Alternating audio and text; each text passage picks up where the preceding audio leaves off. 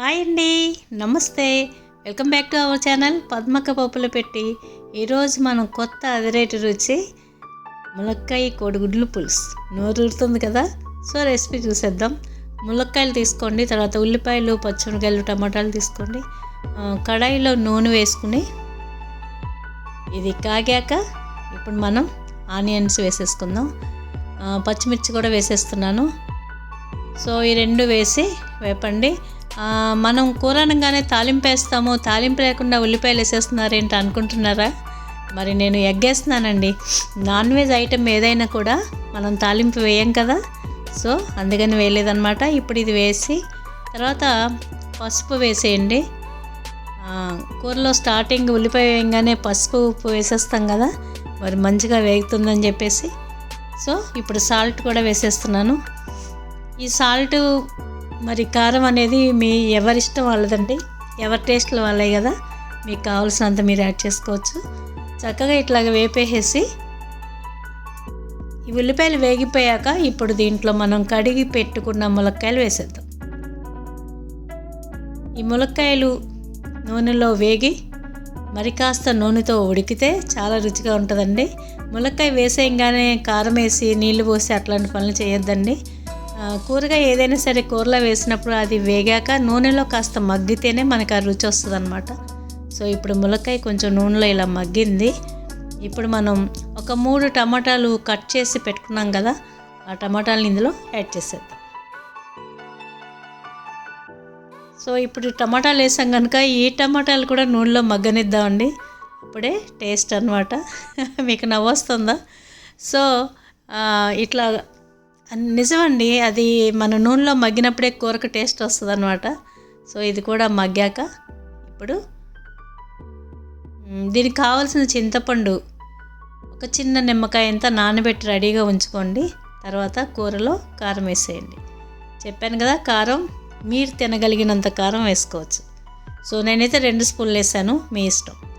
So కారం వేసేసి అది కూడా కొంచెం ఆయిల్లో వేగాక ఇప్పుడు నీళ్ళు పోయాలండి. అంటే చింతపండు పులుసు రెడీగా ఉంది కదా అని పోయకూడదు, వాటర్లో ములక్కాయ మగ్గాలన్నమాట. పులుపు వేసామంటే ముక్క ఉడకడం ఆగిపోద్ది. సో అందుకనే ముందు వాటర్లో ఉడికించి తర్వాత చింతపండు పులుసు యాడ్ చేస్తాం అనమాట.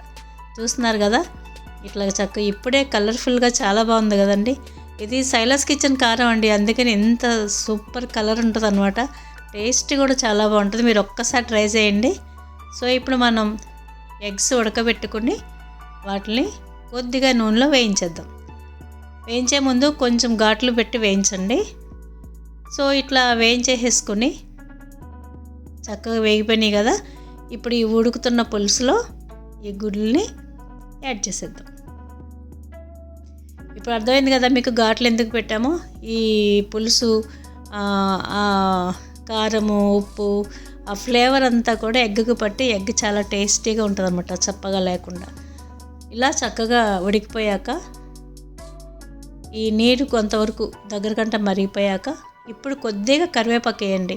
కరివేపాకు ఏంటి తాలింపు లేదు కదా అంటారా? కరివేపాకు ఫ్లేవర్ చాలా బాగుంటుందండి. మనం తాలింపు పెట్టలేదు కనుక ఇప్పుడు కొంచెం పచ్చి కరివేపాకు వేస్తే మంచి ఫ్లేవర్ వస్తుంది. చూస్తున్నారు కదా, ఇప్పుడు ములక్కాయ ఉడికిందా లేదా చెక్ చేయండి. ములక్కాయ ఉడికిందా, అంతే. ఇంకా చింతపండు పులుసు పోసేయచ్చు అనమాట. చక్కగా చింతపండు పులుసు ఇందులో పోసేయండి. అది కూడా మీ ఇష్టం అండి, పులుపు ఎంత కావాలి. నేనైతే చూసారుగా ఎంత చింతపండు నానబెట్టాను, అది మెత్తని జ్యూస్ తీసి ఇందులో యాడ్ చేయండి.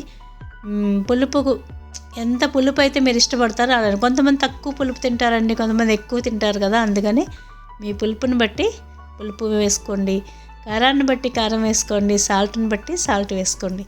సో ఇట్లా ఇవన్నీ వేసి చక్కగా కలిపేశాక చింతపండు పులుసు పోసాకండి అది ఎక్కువసేపు ఉడకకూడదండి, అవసరం లేదు కూడా.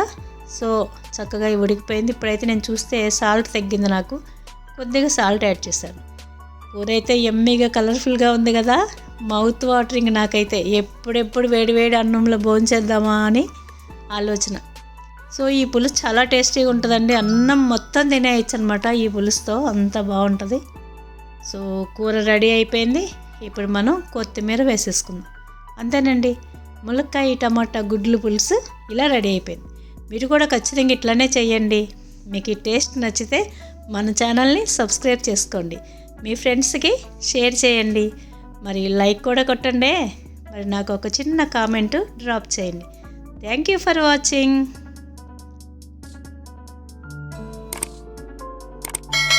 చూస్తూనే ఉండండి పద్మక్క పోపుల పెట్టి. బాయ్.